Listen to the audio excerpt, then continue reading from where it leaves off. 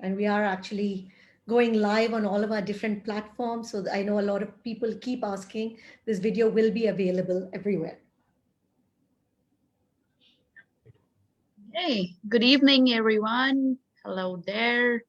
Uh, as always, Lean in India is very excited to partner with Sipping Thoughts to bring you a session today on reflections, lessons, and insights from a 30-year career, this time with Sameer Chadha, CEO, KPMG Global Services.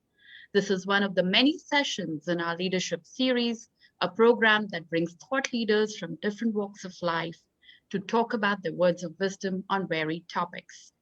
I'm Urvi Juneja, chapter leader at Lean in India. And just briefly about our partners, Sipping Thoughts.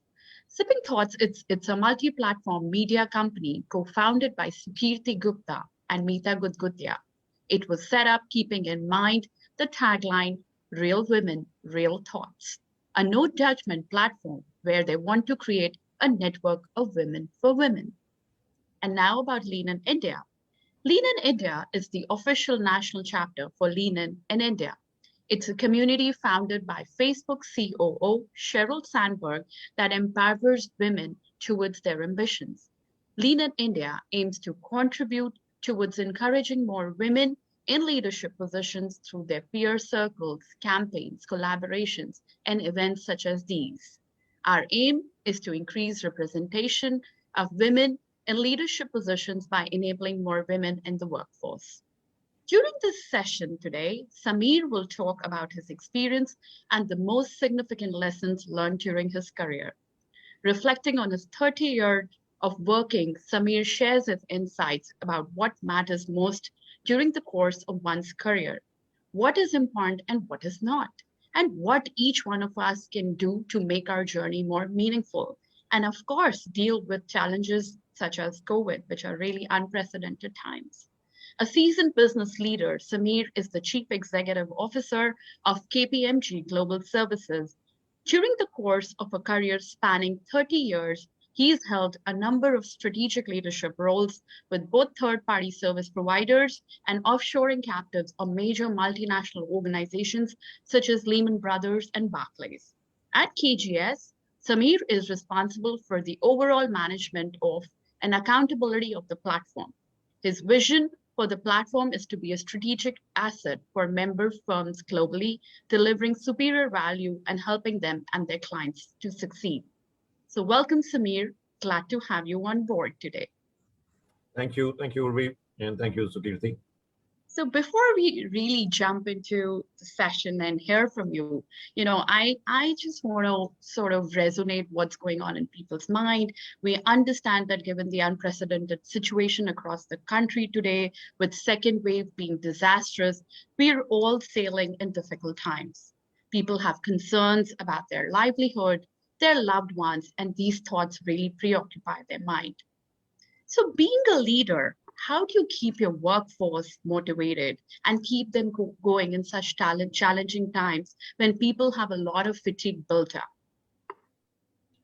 Okay, so again, thank you to Sukirti and to you for having me on this, and thank you for everybody who's taken out time on a Saturday evening to dial in for this. And I think yes, I guess the second wave of COVID that we are seeing is, I'm sure it has everybody scared, for the lack of a better word, right? I think the sheer spread of what it is, right, with new highs coming, every single day, it's really worrisome. I'm sure all of us have friends and family who've contracted it. I'm sure some of us have contracted it. I actually got it in November, and I have recovered since then. But I do think that we've been in KPMG, we've been shut now, i.e., we've not been working from office. We've been working from home since March 2020, which means it's about 13 months now that we've been working actually from home. And we expect to work from home till at least the 30th of May. And we'll soon take a decision on, do we extend that or what do we really do, right? And I think we followed a couple of tenets during this. I think every decision that we've taken during this period has been with two objectives in mind. One is the health of our colleagues and well-being of our colleagues right up there, and then followed by the health of our business, right? And I say it in that order because that's the order that we think about our decisions in. Should we open office? Should we not open office? Do we need to give any insurance covers, extra insurance covers to our colleagues? How do we actually help sometimes colleague arrange, beds in hospitals through, our facilities team? How do we actually ensure that we, office and work has frankly now become the same, office and home has become the same thing, right? And there's a lot of talk about how there seems to be no boundaries now in terms of people calling you at all hours, and the work hours are just stretching.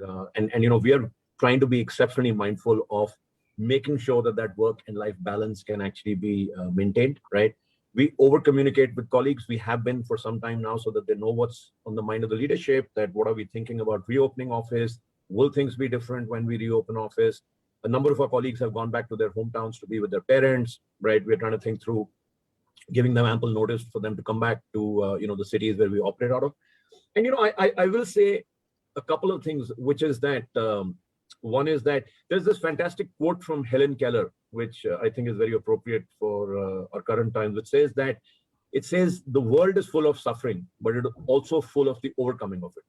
And I guess we have to try and be hopeful that that this will go behind us, that vaccines are happening, that hopefully COVID appropriate behaviors will be demonstrated by everybody. Everybody will take responsibility for this. And I had a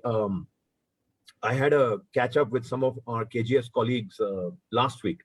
And one thing I did ask people to reflect upon, the fact of the matter is that a lot of our colleagues have had a difficult time during the pandemic.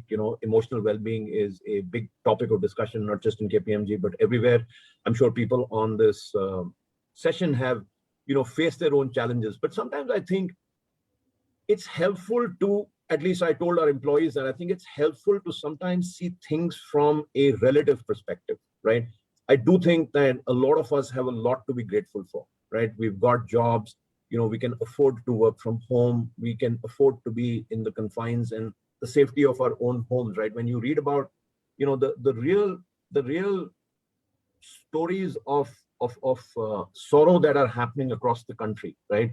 Not just the migrant laborers, but when you think about industries like hospitality, like travel, etc., which get deeply impacted. Before this entire surge happened and these numbers became where they were, I'd gone for dinner to a restaurant which is just opened in Gurgaon. I'm based in Gurgaon. I'd gone to this restaurant which is just opened, a lot of fanfare. Went in, it was a 200 cover restaurant, and there were 20 people inside that restaurant, right? And I was thinking to myself, I said, how does this person who opened it, the kind of hopes and the dreams and desires that they had, the wait staff, the chefs, the bartenders, I mean, what kind of future, sits ahead of them if this does not get controlled? And therefore, the only thing I would say is that sometimes, we do have often many things to be grateful about. And I just think we need to remind ourselves about that from time to time. Sure. So really hearing from you, keeping that communication channel open, being mindful of emotional well-being of people, and seeing things from a relative perspective really stand out. And I must say that, yes, there's definitely some learning to draw from there. So what are some of these things that you suggest we do to cope up with this new normal? Again, I think it's, to each their own, and everybody has a different way of dealing with it.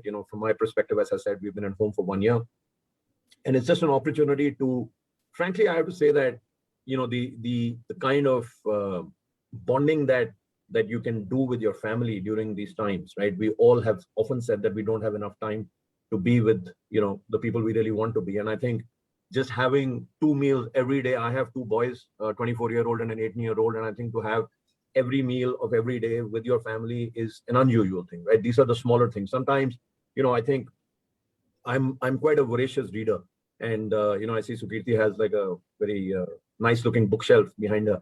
The point is that oftentimes in the hubbub of work, right, you end up not being able to do what you want to. So I've been able to pick up, reading again. I try to walk every day. I try to get myself, thinking of different things.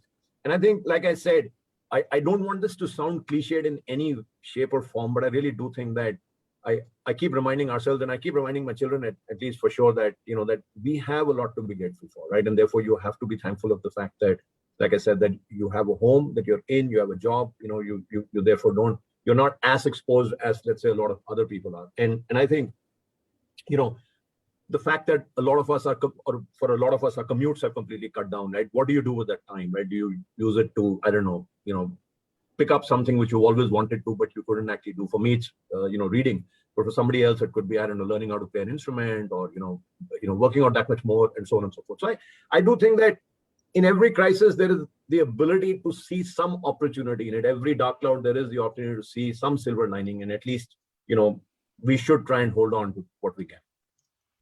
Absolutely, Sameer. Can't agree more. So really, spending time with our family, getting back to our hobbies, and enjoying a little pleasures of life is what we can all be grateful about today. And with this, I wanted to hand over to you, Sameer, to hear more about your journey, to more about your life lessons. And I'm sure our audience are eagerly waiting. So over to you.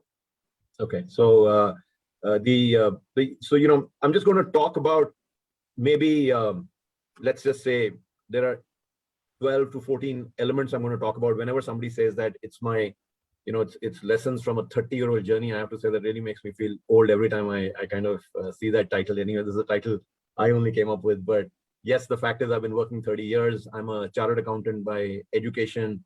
I stay in Gurgaon with my family, wife, 2 boys, and largely I've spent my career in Delhi. And I spent 6 years in Bombay on a couple of jobs. And when I was growing up, I actually, my parents were both doctors, and they were posted in Libya. So I actually, did about 4 years in Libya with them. So I think I'm currently the CEO of an organization called KPMG Global Services. It's a 12,000 person company which supports different member firms of KPMG. KPMG, if anybody in the audience may not be aware, is one of the big 4 audit, accounting, consulting organizations. Prior to this, I used to work with Barclays, where I used to do the same job for Barclays based out of Delhi.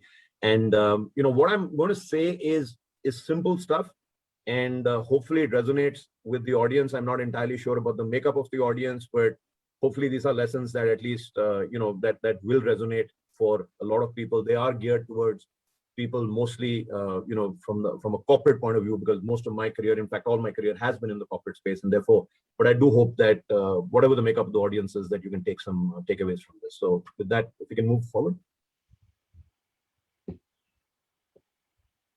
So I think this is one thing that, I think in this here and now generation where everything is real time and whatever you want is at the click of a button and attention spans are so small, I do think that one thing people need to be conscious of is the fact that careers take time to build, right? There is no shortcut to building a career, okay?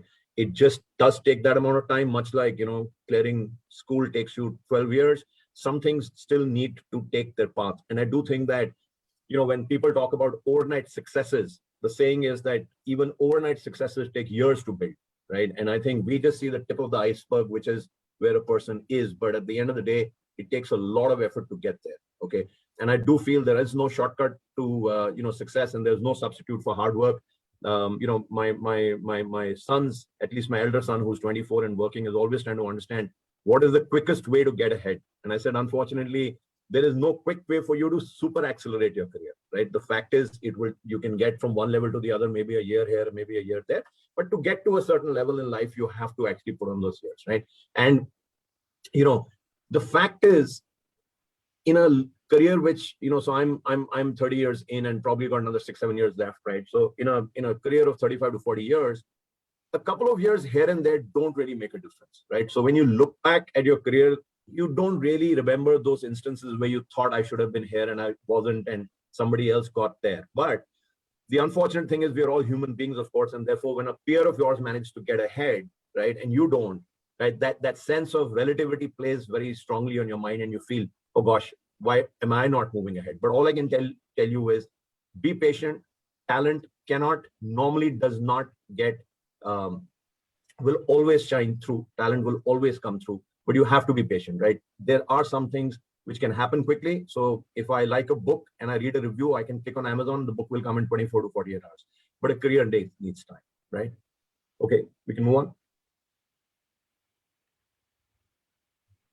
I think this is the other thing that, when we are selecting roles, right, and when we're selecting jobs, I've done, maybe this is my fifth or sixth job in my 3 decades of working, right? Money is very important. Money is absolutely important in life. It manages to make us fulfill our dreams, do what we need to do. But when you're looking at roles, right, money cannot be the only factor. And I can tell you this with experience that you need to look at the role, you need to look at the brand you're joining, you need to look at the culture of that organization, you need to look at the kind of people there, your team members, when you talk to people who are working there or have worked there, what do they say about that organization? Do they say it's got a people-centric culture, that they're invested in you, they have learning opportunities for you, you can create a career there, right? It's a whole package that needs to come through, right? Money is very important. I am not saying money is not important. All I'm saying is it needs to be a factor in all the factors that you actually use to determine whether to move in from one role to the other. Okay. Yeah. This is one thing I think, I heard this and it stayed with me. Like I said, I read a lot. And the other thing about me is I'm a voracious movie watcher. So I actually always think to myself every time that Netflix's share price is partly contributed by me, because I actually watch so much of Netflix and, Amazon and Hotstar. I'm watching content all the time, right? And, so the thing is, the point on this is that, so I read this. So whenever I hear something, read something, it sticks with me. This thing stuck with me. It says, don't be the caretaker of the status quo in life, right? Don't get into something saying, this is how I found it and this is how I'm going to leave it, right? You must try to strive to make a difference in whatever you're doing. If somebody asks me what is it that I seek to do in my role here now, in all the roles I've done, is that I want to make a difference, right? And to make a difference means I want to leave a legacy. I want to leave things better than how I found them.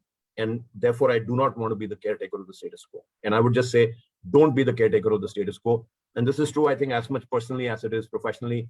Don't be content with how you are and who you are. Always seek to develop yourself and, grow yourself from where you are. And this could be growth mentally. It could be growth spiritually. It could be growth physically by working out and doing all of those things. But don't be happy generally with the status quo of what is going on. Okay, we can move on. So the other thing in corporate life I've seen is that people are afraid of showing vulnerability, right? People are afraid of saying, I don't know. And I think the more senior they go, the more they hesitate to say, I don't know. Okay.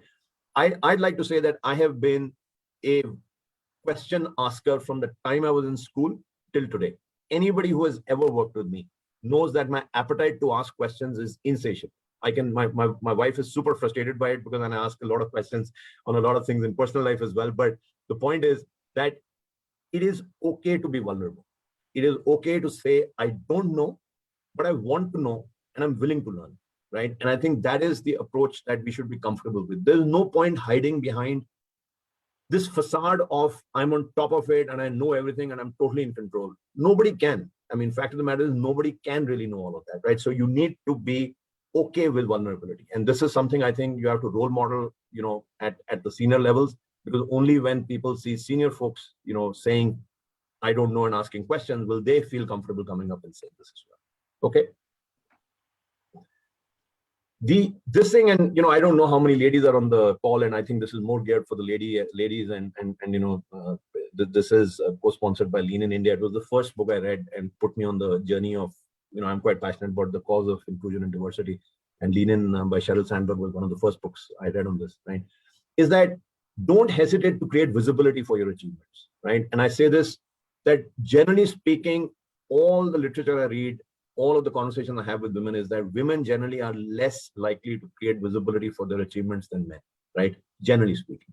And I would say, don't hesitate to create visibility for what you're doing, okay? There is a difference between bragging.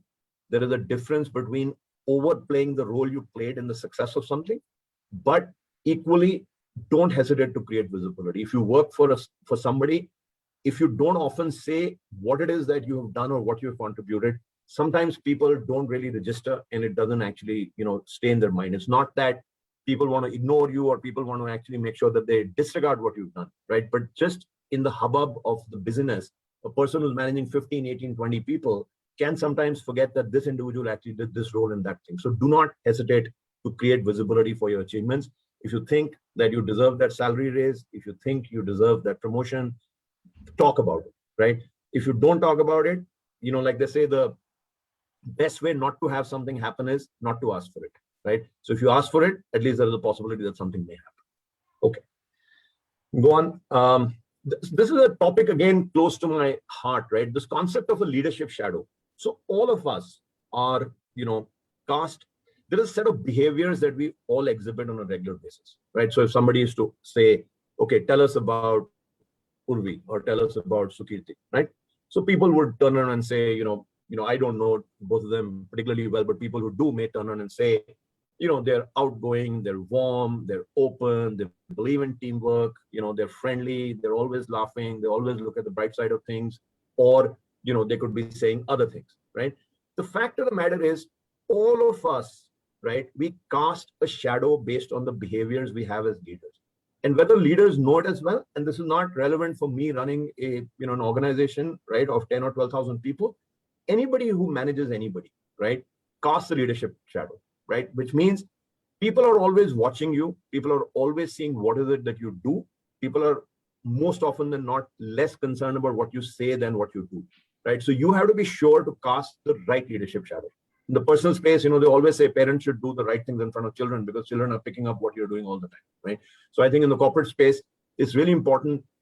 In my career, I've learned a lot from a lot of people. Equally, there are people who have said, I don't want to be like this. This is behavior I don't want to do. Somebody is, ridiculing somebody in public. That is not what I actually want to do. So I think you have to be careful about the leadership shadow you're casting, and you should strive to cast a positive one and not a negative one.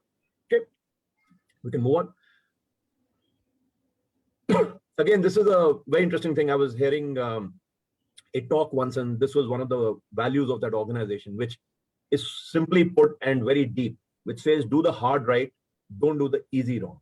Because very often in life, right, we'll end up doing the easy wrong because that's the path of least resistance. That's the path that is easier to do.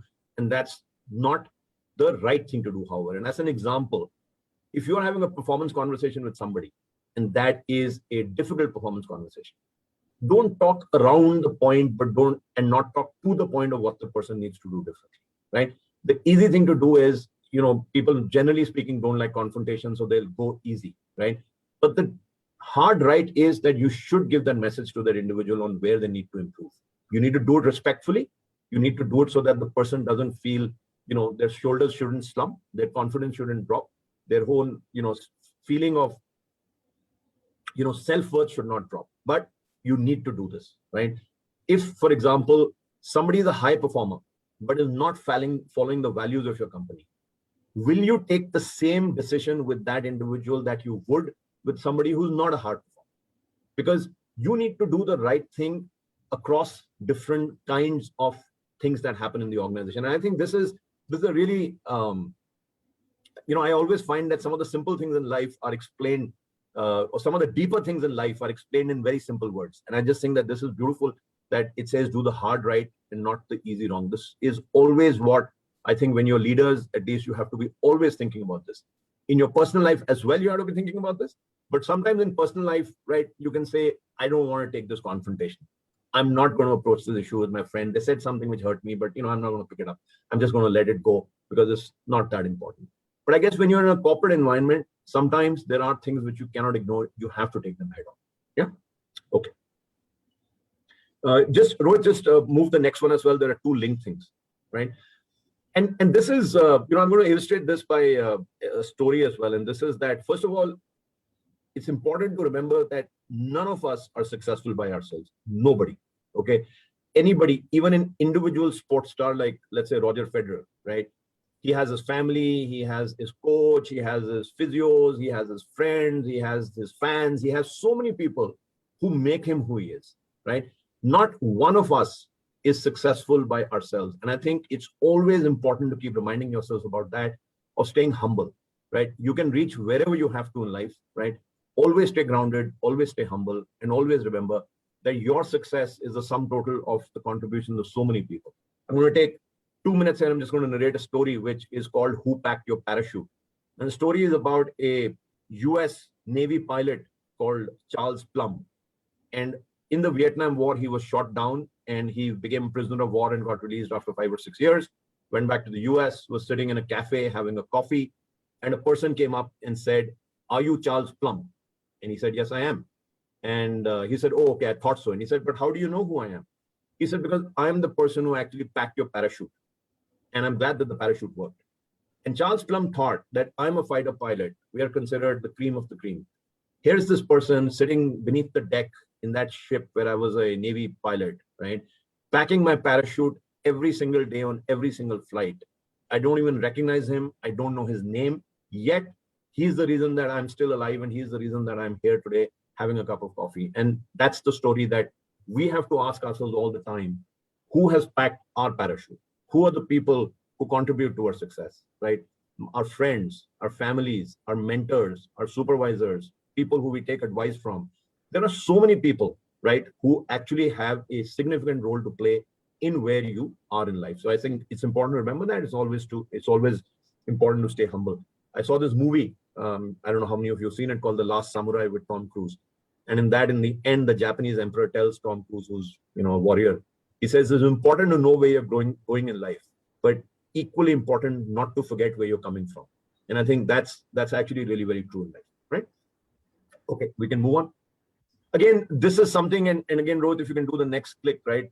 It's got one of my favorite quotes from Maya Angelou, right? And the quote, of course, I'm sure many people have heard it, about how you'll forget what people said, you'll forget what they did, but you'll never forget how anybody made you feel, right?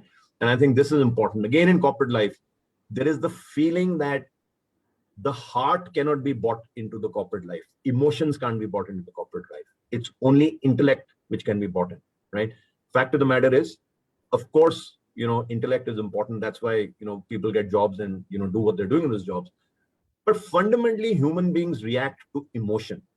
People react as humans to emotion. When we see a movie, an ad, or anything which is touching, that is what actually stays with us, right? The best ads that you may have seen are the ads which actually strike a chord with you, not intellectually, but emotionally in your heart. And I therefore think it's important in corporate life to use your heart and your head equally.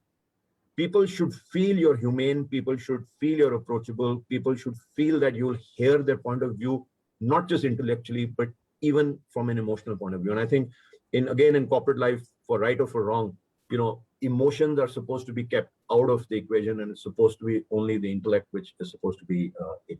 Okay, can go on. Audience will be pleased to know that this is the last slide. And I think, so this is another thing. Again, I think the current environment of COVID, so much anxiety, all of us are, reading the press, all of us are on WhatsApp groups. All you're seeing is depressing news, frankly, right? And sometimes you feel like just switching off TV because it's only, narrating, lifetime high here, lifetime high in this city, et cetera, et cetera, et cetera. And I feel, one should focus on what one can control, right? In the corporate environment, the only thing you can control is your performance and your attitude. The rest, whether or not, for example, what will technology do to your job? What will automation do to your job? What is the meaning of President Biden coming in the US? What will that mean for Indian, offshoring industry? What will Brexit mean for India? All of these things, there's not much we can do about them, right? But they end up generating what is called free-floating anxiety, where you're just feeling anxious all the time. And the COVID example I gave, quite simply, while I can't do too much at a macro level, but I can be sure that I can do stuff at the micro level. Can you wear masks? Can you do social distancing? Can you make sure that you're actually doing appropriate behavior? And so on and so forth, right? Ultimately, the actions of individual people are what make the whole work, right?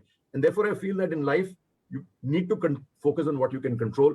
I've written performance and attitude from a corporate point of view, and avoid free-floating anxiety. And again, a great cartoon where, Charlie Brown is being pessimistic and saying, someday we will all die.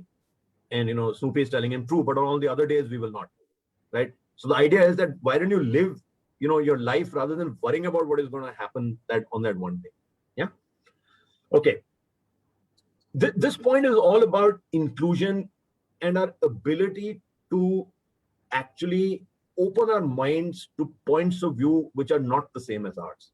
And nowadays I notice, even amongst close friends, right, that if you have a point of view and somebody has an alternate point of view, you're less interested in hearing what the other point of view is, as opposed to making them understand what your point of view is, right? And if somebody believes this is right or somebody believes that is right, you want them to believe what you think is right. I have seen on simple things like movies and conversations around movies, right? People will get into heated debates about what is right and what is wrong. I mean, you can leave aside the contentious things in life, right? They are bound to get polarized. But I just feel that somehow you need to be able to open your mind to being inclusive, right? I generally read on, Indian politics. I try to keep myself up to date on Indian politics, right? And I'll often try to read both sides of a issue just to try and get a view which is slightly fully formed rather than the view that you want to actually be, right? And the quote here is from this movie, right? It's again a lovely movie called Wonder with Julia Roberts, and the movie is about her son who's got a facial deformity, and he goes to school, and he's a young kid, and he gets bullied, okay, and he keeps getting bullied, and one day the principal calls the bully and this boy, Julia Roberts' son, into the room, and he tells the bully, he can't change the way he looks. Why don't you change the way you see, right? And I just thought, again, such a powerful thing, right? That is what inclusion and diversity is all about. Everybody, every progressive corporate is pushing this now, right? Diversity actually is easy to drive. So for me to say that I want to hire more women, more differently able people, different regional representation, etc., it's very simple. It's a question of hiring. The inclusiveness is a difficult thing. How does your mind actually think? How are you brought up? What do you believe in? What have you seen as you've been growing up? So therefore, in KPMG, interestingly, we don't call it diversity and inclusion. We call it inclusion and diversity, because we find that the inclusion is a far difficult thing to drive, because that's about mindsets. So I think, there's this Hindi line which I read once which said, nazar mat badlo, apna nazariya badlo. And I think that's really nice, right? Because that's what it is. We have to change the way we see, and we have to open our mind up to hearing a point of view which is different. You may not agree with that point of view, but at least hear it and try and see, can you learn from it, right? Okay. This, I think, this is important again in both corporate and personal life. I'll take the corporate angle on it. That you have to create an environment of trust, transparency, and psychological safety in organizations. That's the only way people will talk up, speak up, and say what is on their mind. For a corporate to improve, for a corporate to do better than what it is, right? People have to trust leaders that they can say what is on their mind without fear of retribution. Even when you create a culture of trust and transparency, even then people will not come up and speak. But if you don't create this, there is no chance that they will speak. And how do you build trust? It's a simple thing. You have to say what you mean, and then you have to do what you say. It doesn't mean that when I get onto calls with people in KGS and we talk about the pandemic and what we are thinking of, it's not that we want to sugarcoat what is happening or what we are wanting to do, right? You have to be able to say what is on your mind, tell people this is what we are thinking, and then you have to do exactly what you say, right? Because saying, as I said, talking is cheap, right? The action is what is difficult. So I do think that you have to create a culture of trust and transparency, for any corporate to succeed and for any corporate to actually move ahead. Okay. And this is the last point. And the last point is that, this is a phrase which is, is very popular currently in corporates, which is that you have to have a growth mindset. And this means you have to believe that you are capable of learning and being much more than what you are today. You can't say that I have reached the limit of what I can know. I cannot change the way I am. I am the way I am. You have to say, no, I can learn. No, I can grow. No, I can become different, right? Honestly speaking, I'm not somebody who really likes exercise, but I love eating. And, so therefore at some point, I'm now 54. At some point, you have to figure out the metabolism of your body versus, what you like doing. And at the end, there may be people on this call who resonate with what I'm saying, but the fact of the matter is I get myself to walk 1 hour every day, right? That's my idea of investing in myself, at least from an exercise point of view, right? Because there is nothing else. I don't like going to gyms and so on and so forth. And I love eating, and all exercise and all weight control is a simple mathematical equation, right? It's calories in versus calories out, and that equation has to, be in balance. So I think that's on the personal front, but you have to keep investing in yourself and learning and learning and learning. For me, it comes from reading. It comes from sessions like this. I was on a panel discussion yesterday on the future of work. There were 4 panelists, sort of fascinating, learning experience, hearing what all of them were talking about, right? And you have to keep thinking that there is no end to what you can learn. Okay. I don't understand technology very well. Okay, because as I said, I'm an accountant. So I don't understand technology that well, but there is somebody in our organization who is, I reverse mentor with. Every time I don't understand something, I call him up. I tell him, please explain this to me. He leave me a voice note explaining what it is. And that's how I try to keep myself abreast of technology. I can still only be 5 on 10 compared to people who are actually, technologists.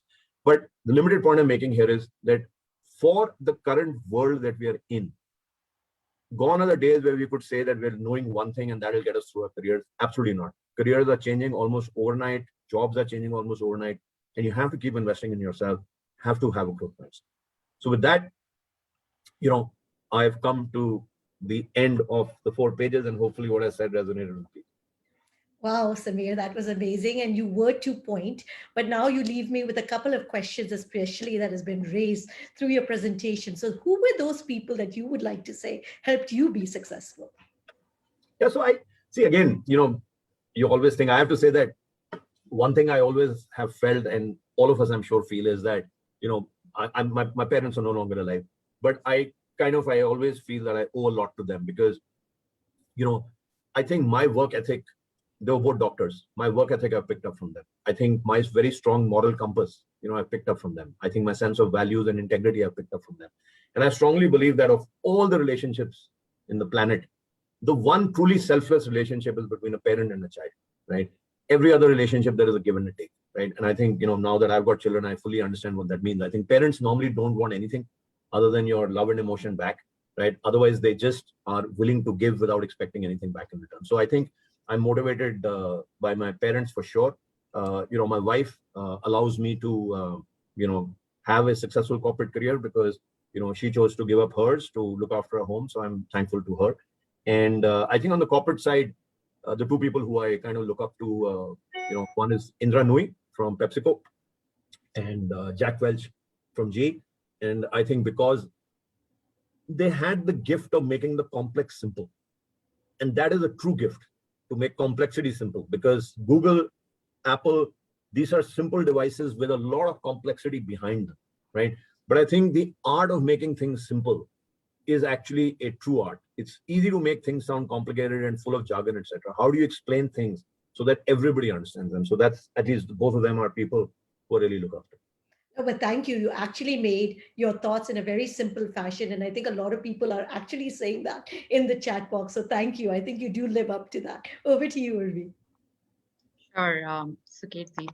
So, very insightful journey, Sameer, I must say, and our audience must have loved it too, So you have a very successful corporate career and you're leading one of the most sought after organizations. I want to understand, what is that CEO mindset? Is there one? Is there a CEO mindset that really exists? So I think, Urvi, the way I like to answer that question is, first of all, I always think to myself that CEO stands for actually Chief Everything Officer, and because you have to end up doing everything, right? But I think there are 2, 3 elements, and again, hung up with my whole movie and my seeing movies all the time, right? A good quote from Spider-Man is that with great power comes great responsibility, and I believe that as the CEO of KPMG, there is a huge sense of ownership I feel on the careers of all of the people who work here, and how to make sure that me and my leadership team are able to create a fulfilling environment, and an environment where people actually enjoy getting up to and coming every day, right? And it takes a lot of hard work to do that, right? So one is, I think you have to have ownership, you have to have accountability, you have to have the responsibility. I think a couple of the other things are that I view myself as the Chief Culture Officer of KPMG, right? Because fact of the matter is, the culture of the organization is what I'm the one who's dictating it. I'm the one who's setting it. I'm the one who's role modeling it. I'm the one who's calling people to task if they don't behave how we expect them to behave, right?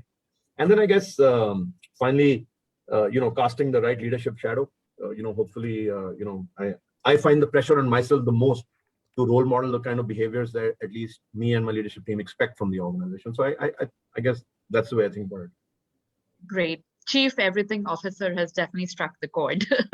And actually, the other day, somebody had told me once that, the other thing is the Chief Energy Officer. And that's actually very true, because the ability to energize an organization and get them motivated behind, a vision or a strategy, that is definitely the job of the person at the top. Sure. Fantastic. Over to you, Sukirti. I know. I think a lot of women are definitely resonating with your term, Chief Everything Officer, because I think we feel that on a daily basis. That is very Sameer, true. but Sameer, sometimes we look at your career and it has been incredibly successful. And, we want to talk a little bit about failure because, a lot of people are also trying to understand, and you also spoke about this, that 1, 2 years doesn't matter, but the toll that it takes on us when we are not actually climbing, because we always want to see ourselves kind of moving to the next level. And again, see, I think on failure, right? Failure, and so I'll talk about vulnerability as much as I talk about failure. So when I was in Barclays, and I often say this, right? I was the chief operating officer when I joined. And in 2 years, the person I used to report to moved on to another job, and I became the CEO of the organization called Barclays Shared Services, right? And I can tell you that it was a very, going from being the number 2 to the number 1 is a very butterfly in moments experience, right? You're supposed to be on top of everything. You're supposed to know everything, right? And there were many nights, the first 92 days to maybe, first 3 to 6 months, when I'd get up saying, oh my God, I don't know this in finance. I don't know this in IT. I hope I kind of, follow that up, and I must follow this up, et cetera, right? So I think you asked about failure. I'll come to that. But one is, again, I'm telling you that one can feel vulnerable at any level, right? Even when I joined KPMG, right? I was the banker before that. I joined a Big Four, right? I didn't know anything about Big Fours, right? I'm a chartered accountant, but I didn't really understand too much about the intricacies of the business. You have to throw yourself into it. You have to learn it, and you have to gauge a level where you finally feel comfortable saying, okay, now I know enough to do my job, right? And I guess on failures, to your specific question, the point I would like to think about is that it's also all about organizational culture. If somebody doesn't do something properly, and they don't do it because in spite of planning it right, in spite of doing everything properly, in spite of really thinking through whatever they could think through, and then it goes wrong, then the organization has to be able to be supportive of that individual rather than really pillaring them for it and saying that is it, that is a big blemish on your career, right? And I think therefore organization cultures have a lot to play in how failure is viewed and not. And now, of course, clearly, if you do something wrong once, if you keep doing it wrong again and again and again, then that's anyways that's not going to work. But if somebody's trying to launch a product and they think through the market and they think through the technology and they think through the features and they do the focus groups, but for whatever reason the product bombs, at least then you feel that the person did what that person had to do and then actually failed, rather than they went into it in a half-baked way and actually it failed. So I think if you go in prepared and don't fail, an organization culture should be willing to accept that, in fact encourage it and say it's okay, right? And if, as I said, if you have an environment of trust and transparency, at least people will come up and tell you about things like this rather than you getting to know them when it's too late to actually do anything about it. No, thank you for that, because I know some of people do struggle with this and people do feel it's hard to overcome that blemish. Over to you, Urvi. Sure, Sakiti. So, we heard from you about inclusion and diversity and how that plays a very important role. And this is, from what I understand, this is very, very important for women, where we understand that women may have a lot of gaps in their career due to many challenges in their life, due to many bumps that they come across, maternity, ecosystem, whatever the reason may be. And of course, these unprecedented times don't help. And because women are, they're doing double shifts, they're pretty much, after their work, it's home and then kids and all of that. So it's a never-ending task. So what is your advice to these women? How can they continue to be successful even with these breaks and even in such challenging times? So I think, one thing I must say, the last 12 months or 13 months have taught me is that just the sheer amount of incredible effort it takes to run a home. Just incredible, right? You don't often appreciate it, right? And I've often said in KPMG that I salute working mothers more than anybody else, right? Because the ability to balance so many different things is a tightrope which is not easy to run, right? And all I would say is that for the women on this talk, that seek out those progressive organizations, right? Seek out organizations which have frameworks, which have policies, which are truly supportive in inclusiveness, right? We have had, occasions, and I was delighted to read a couple of comments on LinkedIn, from colleagues in KPMG, both KPMG India and KGS, where women are getting promoted on maternity leave or as they're going on maternity, right? That is a sign of a progressive organization. I'm sorry, I'm not trying to talk up KPMG, but I'm just saying there are many organizations who are progressive, right? And we learn from all of them. But I think we've had occasions where we've had a colleague, fairly senior colleague, wanted to tend to her child, wanted to take a 6-month sabbatical, right? We told her, we're going to hold on to your job for 6 months. We're not going to fill it up with somebody. We'll stretch somebody's existing job. Come back, don't worry about it, right? So I think find progressive organizations which have policies, which have frameworks. And I think for women to succeed, right? And I think they need a supportive environment at home, and they need a supportive environment in the organization, right? We can't do much about the home front. It's personal domain, but absolutely, I think that we can do about the organizational front, right? And I absolutely think that, as I said, this is a topic that is close to my heart, and, it needs to be driven from the top. These kind of things need to be role model. They need to be driven from the top, and people need to know they're actually non-negotiable, right? And then you need to have metrics. So we, for example, check ratings by male and females. We check compensation by male and female. We check for attrition levels by male and females. We see promotion levels by male and female. All of these just to make sure no unconscious or conscious bias is creeping into processes in the organization. So I think that's the way I would. Fantastic. I think audience are loving it. I see respect for Sameer's point of view is amazing and refreshing points. So some of the thoughts that I'm just reading out as we're moving along. And thank you. I know there's a bunch of comments coming through. I'm trying to speed read them, and but thank you. I'm loving also Vishaka's comment. Now we need to seek out progressive husbands as well. But coming back. There's a lady called Apurva Purohit who's the CEO of Jagran Prakashan, a very famous IND speaker. And she always says that the best career choice a woman can make is actually selecting the right husband. You got it, Sameer. She, in fact, kickstarted our leadership series. Okay. Yeah. Lovely. Yeah. But fantastic, Sameer. Now you've driven our curiosity because you just told us that you attended this seminar yesterday on the future of work. So what is the future of work before we start taking our audience questions? I think before I get there, I'm very intrigued by this book called Chup Chup or something behind you. Yes, right? It's a very good book. It's by Deepa Narayan. So, she is going to be a speaker for us. So she talks about why women stay silent. Okay. Looks like the book I must add to my collection. Okay. So the future of work. So one is, and I think there was a very interesting way of depicting it, that the future of work, the workplace, and actually the workforce, right? And there are 3 elements of it. And I won't spend too much time talking about the future of work itself, because let's say automation, technology, a lot has been said about that. But I think as an organization, we are dealing with the fact of, can we get people to work from anywhere, for example? Can we actually say that we can think of not necessarily having people in the locations where we have offices, okay? Can we say that if there are good people who are leaving because they are having to relocate because of parental reasons, marriage reasons, into a city where we don't have an office, can we actually get them to continue working with us, from anywhere that they have to?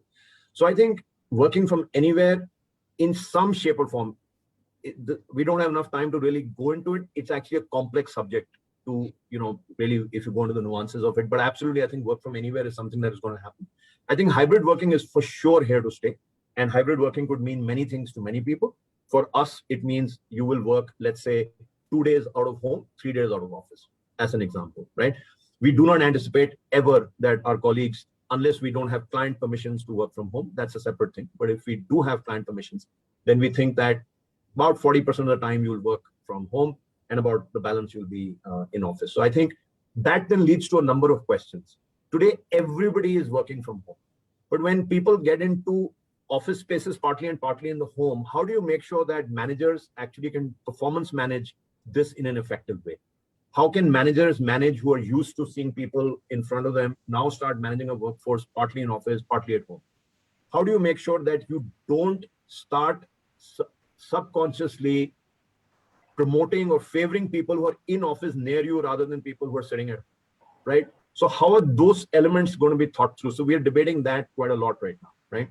And then, of course, what kind of technology, what kind of tools, how do we actually get people enabled to actually work from home effectively on a long-term basis?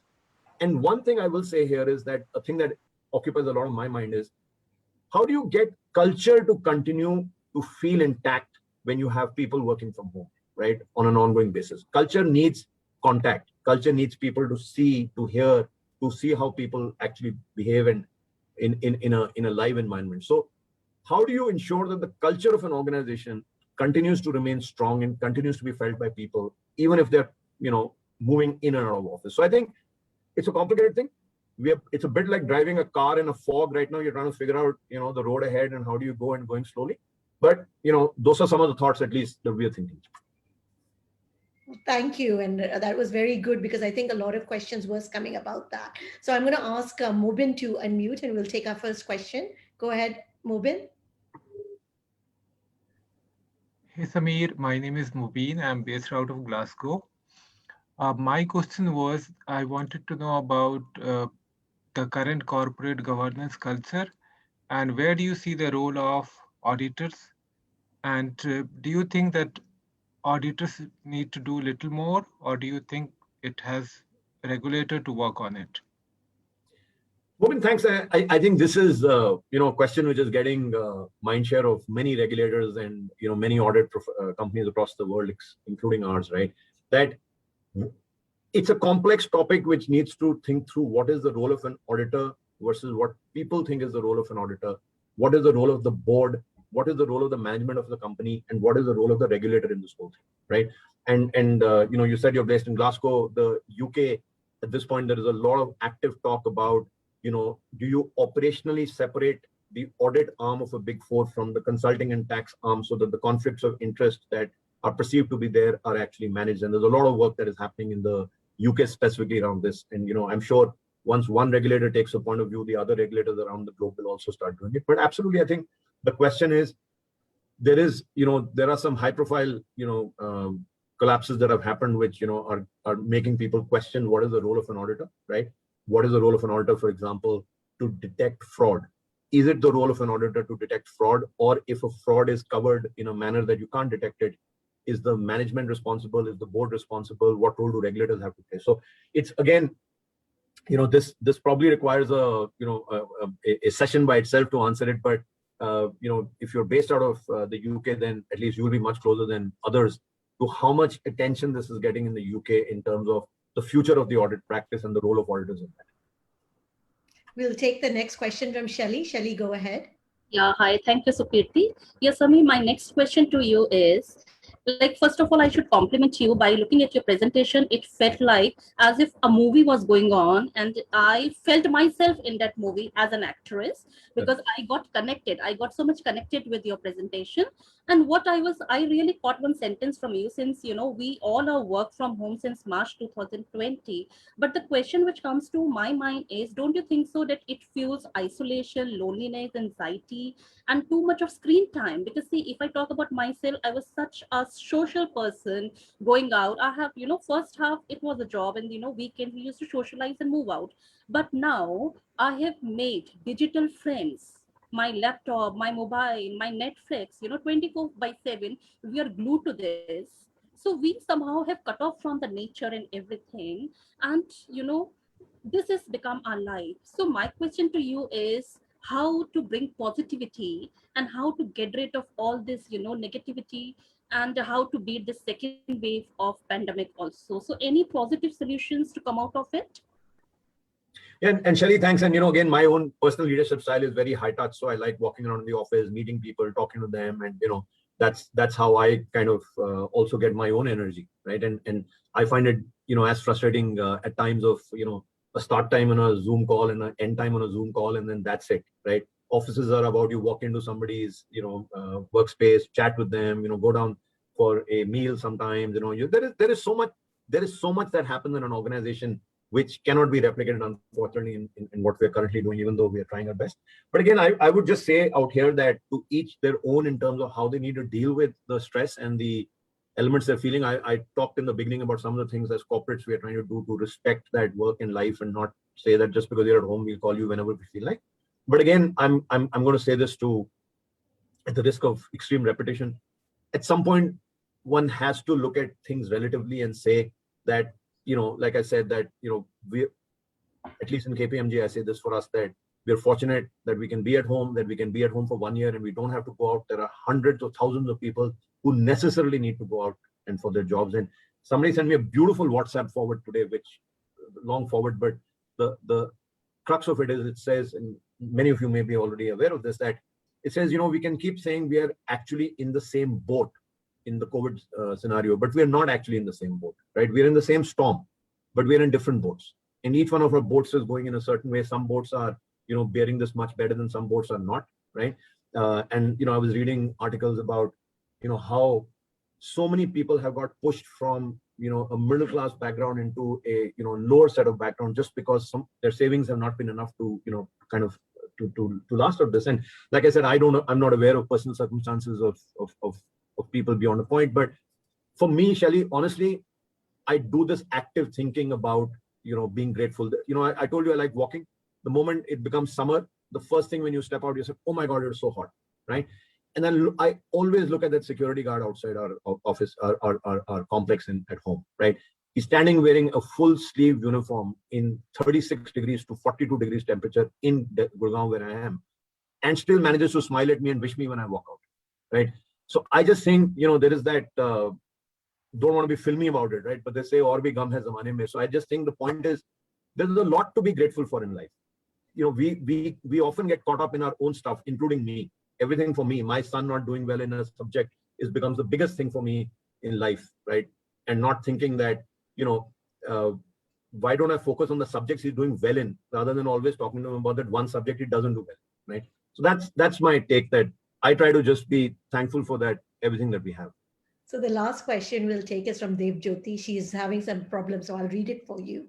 What is the best way to handle scenarios when things don't go your way, especially during performance reviews? In spite of meeting all the defined goals, what do you do if you don't feel appreciated for your work? Again, bit of a complicated subject, question, this complicated issue, because there are two things.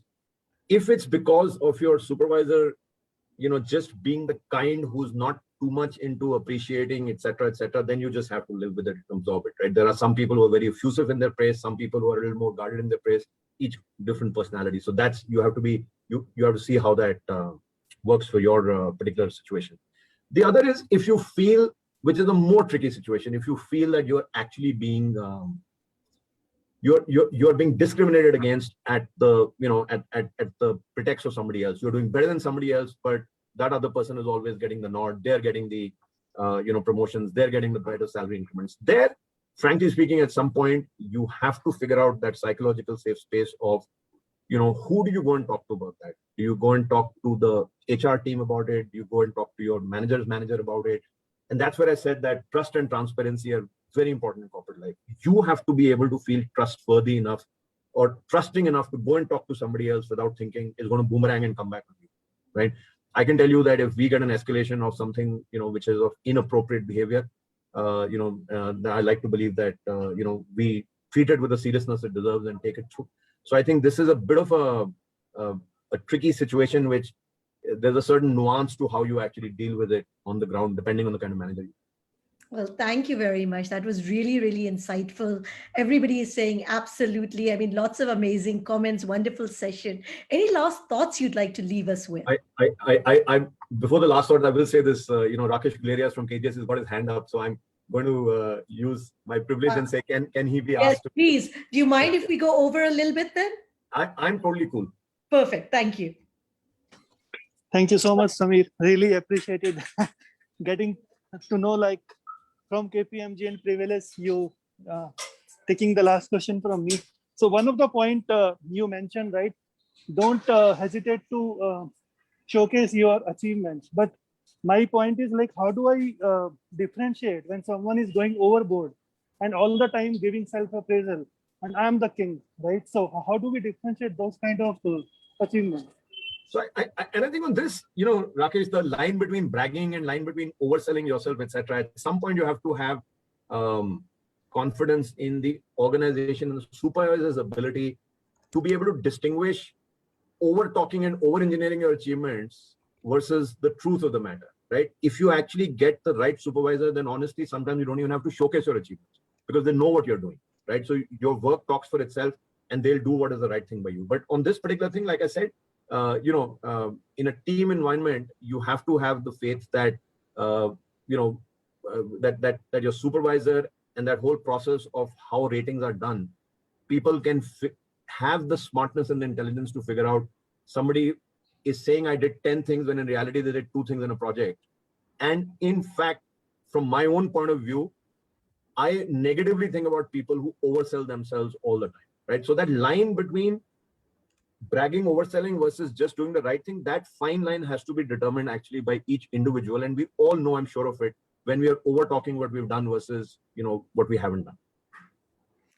So Sameer, I'll come back to any last closing thoughts you would like to No, leave. I would just say thank you to you and to Urvi for inviting me in this. Thank you for everybody who's taken out an hour on a weekend. I appreciate that. And again, I would just close by saying what I started with, that it's a difficult time right now for the country. But the Helen Keller's quote is what I'll end with, that the world is full of suffering, but it's also full of the overcoming of it. So we have to have faith in the fact that we will overcome what is currently happening. Well, I'm going to quote now from Mobin because he's given me a very good ending. He says, "We look forward to more leadership sessions from you. Your views are simple yet effective and come naturally." I think my 5 takeaways, the first one, of course, I mean, just reiterating what you've said, it's not all about money. Seeing things from a relative perspective, I think sometimes we forget that. I love the Chief Everything Officer because I think that covers so much of what we do. I think the seeking out the progressive organizations, I think we don't think so much about that. And I think that goes with your last point, that how important culture is and finding that culture fit. So on behalf of Lean in India and Sipping Thoughts, we thank you today. It was an amazing, amazing session. I mean, you can see from the chat that people have really taken a lot away from this. So with that, I wish everyone a good night. Thank you, and a happy weekend to everybody. All right. Bye-bye. Thank you.